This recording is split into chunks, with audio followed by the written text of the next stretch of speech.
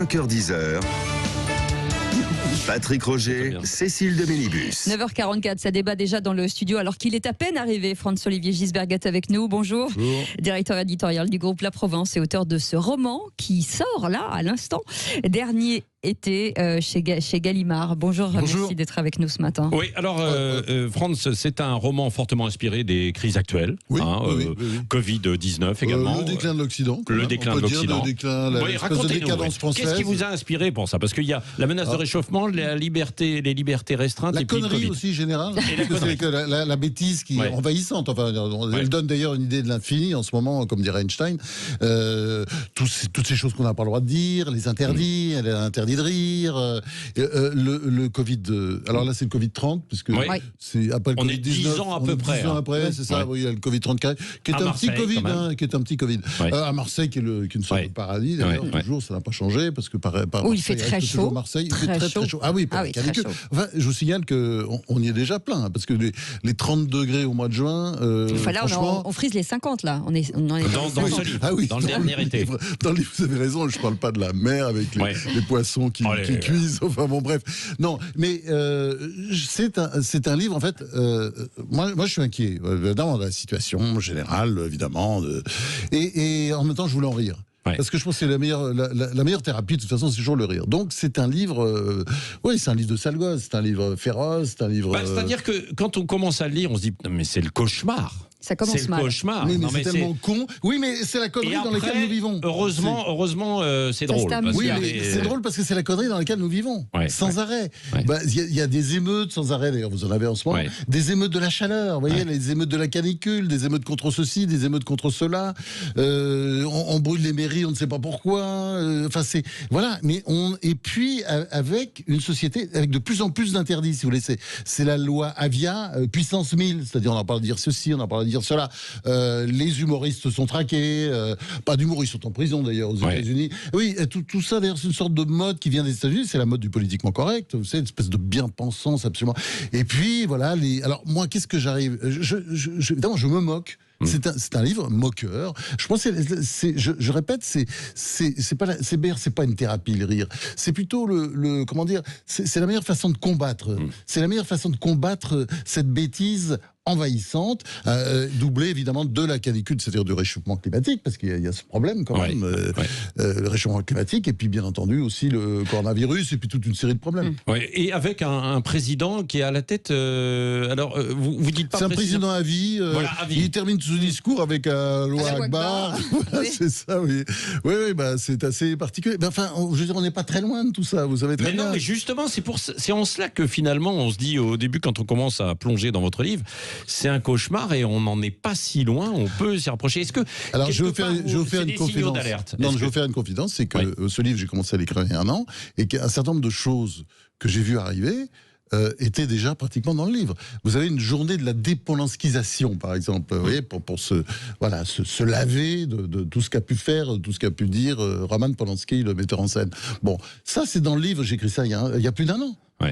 Et puis j'étais rattrapé par la réalité où ce pauvre Woody Allen qu'on peut pas, qui est enterré en France parce qu'il est mort, il y a pas mal de gens, et puis moi-même d'ailleurs je vais mourir dans le livre.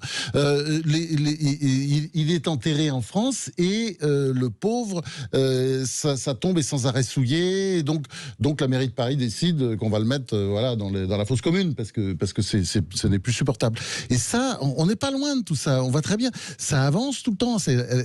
Quand je parle de conneries, de bêtises, elle avance sans arrêt. Et cette bêtise, c'est quoi? Et je dirais là, c'est quoi alors? Oui, c'est quoi cette bêtise? Il ne faut pas sortir des clous. On n'a pas le droit de dire ça, on n'a pas le droit de dire ça. Il faut dire ceci, il faut dire cela. Oui, très bien d'ailleurs. Compliqué pour quelqu'un qui a le goût de choquer comme pour vous. C'est pas le goût de choquer. Moi, j'ai le goût d'être libre. Moi, je suis libre. Je veux être libre. Je mourrai libre jusqu'à. Je sais pas si on pourra mourir libre dans 20 ans ou 30 ans. Je me pose la question. Mais moi, je sais que j'ai l'intention de mourir libre et de parler, de dire ce que je pense, parce que j'ai toujours vécu comme ça. Et ce qui vous fait dire d'ailleurs que il y a 10 ans avant, c'est-à-dire c'est en fait aujourd'hui, puisqu'on est 10 ans plus tard dans ce livre, quand les choses ont commencé à mal tourner, il y avait deux mots dans notre société. C'était la tolérance. C'est ça. Et puis l'apathie, c'est-à-dire que finalement, c'est les deux. C'est ce que dit Platon. Quand vous avez les deux ensemble, vous allez vers la décadence. C'est-à-dire, on tolère des choses intolérables, de plus en plus, des conneries, voyez. Alors, je ne dis pas qu'il faut les interdire, ces conneries. Moi, je ne suis pas du tout dans l'interdiction. Je dis qu'il faut les combattre, au lieu de se terrer. Et d'ailleurs, il y a une sorte il y a des icônes de la connerie dans le livre. Je les tape directement. Voilà, bien entendu. Il y a des noms, il y a des gens, ils sont là, ils sont vivants. Et je pense que je retombe dessus à bras raccourcis parce que il faut. La situation est quand même assez grave, je trouve, dans notre Occident, qui ne va pas bien, qui est décadent, qui est, voilà, on est en plein déclin. Et puis l'apathie. Alors l'apathie, c'est un peu ce qui s'est passé au tout début du confinement, c'est-à-dire que finalement du jour au lendemain, on nous a dit vous restez chez vous, vous ne sortez plus, etc. Et puis les gens l'ont pris et ont regardé un petit peu les choses et ça semblait assez incroyable quand même. Oui, et puis on a tous eu plus ou moins parfois des petits moments de révolte au début. Et puis c'est vrai qu'on a fini par s'habituer. De l'apathie. Peut-être un petit peu de dépression au début quand même. Hein. Et puis peu à peu on s'est habitué. Puis quand on nous a dit de sortir, enfin beaucoup d'entre nous, même moi un peu d'ailleurs, je dois dire, et pourtant j'étais à Marseille, qui est quand même pas, c'est un climat quand même. Alors c'est ça. Comment vous avez passé ce confinement? D'ailleurs le livre se passe à Marseille, et j'ai passé le confinement à Marseille. C'est un peu différent. Oui, bien sûr, il y a un climat très différent. Vous savez, à Marseille, rien n'est grave. On prend toujours tout un peu à la blague, à la farce.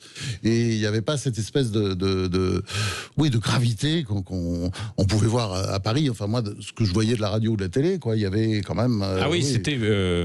Oui, c'était pas très sérieux. Non, mais il y avait le père des miracles, le professeur Raoult aussi. Non, il a fait des trucs bizarres dans certains cafés. Vous voyez, on voyait qu'il se passait des choses, soi-disant fermées. Mais enfin bon, je ne veux pas dénoncer, mais je voyais pas loin de chez moi, ça m'amusait beaucoup, quoi. On voyait des activités, on voyait même parfois, des activités de restauration qui continuaient quand même. Mais tout ça, évidemment, il n'y avait plus de terrasse, il n'y avait plus rien, plus de signes extérieurs. Mais à l'intérieur, il se passait des choses. J'aimais ça, oui, bien sûr. C'est le côté un peu coquin de Marseille. Alors, dans ce côté coquin de Marseille et Dernier été, votre livre, c'est aussi une étonnante histoire d'amour. Hein, entre une femme et puis quelqu'un qui a beaucoup vécu, qui a bien vécu. Cécile se demandait si c'était pas... bien sûr que c'est lui, je suis sûr que c'est lui. Oui, c'est moi, bien sûr. Mais moi, je n'ai pas voulu le voir en vous voyant vous directement. Parce que sinon, ça veut dire que vous avez fui la France. Non, ce livre-là, c'est une suite parce que j'ai écrit Un très grand amour il y a quelques années qui a eu un gros succès, et il y avait ce personnage déjà d'Anton Bratzok qui était mon double. Là franchement il est un peu pire que le Bratzok de Très grand amour parce qu'il est lâche, d'une lâcheté incroyable. Moi je crois que j'ai beaucoup de défauts, hein. Je fais le compte de mes défauts, je m'arrange pas dans le livre, mais franchement je suis plutôt une tête brûlée. On me dit toujours attention, mes copains me disent pas la lâcheté, je sais que c'est pas mon problème, mais comment dire, je voulais aussi quand même me casser beaucoup dans le livre pour pouvoir attaquer, se moquer des autres, pour pouvoir attaquer et taper fort, parce que bien entendu le livre il tape fort. Je veux pas faire le petit saint. Plenel il doit pas être content, le pauvre. Alors voilà, parce qu'il y a Edoui Plenel évidemment qui est chargé de comité, la moelle, vous savez, déontologie journalistique, François Bunel qui est mais ça c'est un peu du conformisme. Non, il a une commission pour dire qu'est-ce qu'il faut interdire, qu'est-ce qu'il faut pas. On est déjà un peu là-dedans. Mais on est déjà un peu là-dedans. Il y a des gens qui, il y a des auteurs qu'il faut pas publier, qu'il faut pas lire. Vous savez très bien. C'est toute la journée. Et on ne peut pas. Enfin, moi, désolé, un petit peu plus âgé que vous, qui est une expérience, mais j'ai jamais vu ça. J'ai jamais connu ça. J'ai jamais entendu. Vous savez, vous avez quelque chose que vous entendez, par exemple, quand vous faites des émissions de télé, ce que j'entendais tant. Mais pourquoi tu l'as invité? Parce que c'était un grand auteur, mais il avait des idées un petit peu à côté qui n'étaient pas les miennes d'ailleurs, pas forcément. Moi, je suis un grand libéral de ce point de vue. J'aime bien que s'expriment des gens avec qui je suis pas d'accord, et j'aime bien même quand je faisais de la radio ou de la télé, les avoir en face de moi et essayer de comprendre, et débattre et combattre même. Mais je pense que c'est comme ça que notre société avance. Si il s'agit de fermer les écoutilles et de vivre entre soi, c'est vrai qu'on fait une société, on construit une société insupportable. Est-ce que vous auriez mis avoir un Guy Bedos dans ce livre? Nicolas, j'adore, moi, je suis un fan absolu de Nicolas Bedos, et Guy Bedos, oui, je l'aimais beaucoup, on s'engueulait énormément. Parce que vous êtes tapé quand même. Oui, dans le passé, beaucoup. On s'est tapé fort. Il m'a tapé beaucoup dans les vies, mais ça m'amusait. Il y avait quelque chose que j'aimais bien chez lui, mais je crois que je suis un peu pareil. Il était, vous savez, on se tapait très fort. Il disait il écrit des trucs. Je n'ai pas relu à l'occasion, mais vraiment assez dégueulasse. Et il avait un regard très tendre. Il posait sur moi un regard très tendre, surtout que il savait ma passion pour son fils Nicolas, qui est une merveille. Et oui, vous avez vu la lettre on avait beaucoup de désaccords. C'est-à-dire que lui, je l'ai accusé, bien entendu. Il avait une période. Moi, j'avais bon rapport avec Mitterrand, tout le monde le sait. J'ai écrit beaucoup de livres. Enfin, il faisait partie un peu de. Alors, il détestait ça. Bon, je sais pas quoi. De toute façon, c'est quelqu'un que j'aimais beaucoup. C'est comme ça. Vous voyez, il était comme ça dans les proches de Mitterrand, toujours avec Mitterrand ceci, Mitterrand cela, enfin, etc. Ça, c'était pas trop mon truc. Mais il était quand même très drôle. On a entendu des extraits. Il va manquer. Ben non, il va nous manquer. Mais enfin, écoutez, parce qu'il avait le sens de la provoque. Vous n'étiez pas d'accord politiquement forcément avec lui, mais il avait le sens de la provoque. Oui, puis voilà. Puis moi, c'est pas la fin du monde. C'est pas parce qu'on n'est pas d'accord qu'on va s'entretuer. Au contraire, c'est amusant. Puis qu'est-ce qui m'a fait rire dans Nous irons tous au paradis, dans Un éléphant ça trompe énormément. Mais quel acteur, j'ai pas compris d'ailleurs qu'il joue pas davantage, parce que c'est un acteur sublime. Oui, bon, vous n'allez pas fuir la France quand même. Pourquoi ? Parce que c'est dit dans ce livre que j'ai fui la France à un moment donné, Mexique, etc. Oui, vous avez raison. Il y avait la tentation de Yucatan. Non, l'Arménie, il y a des pays comme ça qui m'attirent beaucoup, mais non, je vais finir ici. Il est un peu tard pour partir là maintenant. À Marseille, vous finirez à Marseille. Ça commence à sentir le sapin pour moi. C'est pas le moment de partir. Vous allez rester à Marseille, c'est définitif ? Ah oui, mais je suis Marseillais déjà depuis une quinzaine d'années. C'est pas fini. Non, mais comme vous, la Provence, proche de Bernard Tapie. Mais je suis. Bernard Tapie, des nouvelles justement. Écoutez, ça va, excellent. Les dernières nouvelles, excellent. Il se bat, c'est incroyable. C'est incroyable. Je crois, j'en ai vu des choses dans ma vie, j'ai jamais vu ça. C'est-à-dire, mais d'ailleurs parfois, on en est à plaindre un peu son cancer parce qu'il en prend plein la gueule. Le cancer. Oui. Ça, c'était une bonne chose. Voilà. Dernier été, Franz-Olivier Gisbert, c'est aux éditions. Pour rire, je dis dernier été, pour rire, pour rire de tout ça, parce que voilà, soit on en pleure, moi j'en pleure pas, je préfère rire. Bon, ça démarre mal, mais ça finit bien. Ça, c'est vendeur. Ça finit bien. Ah oui, ça finit bien.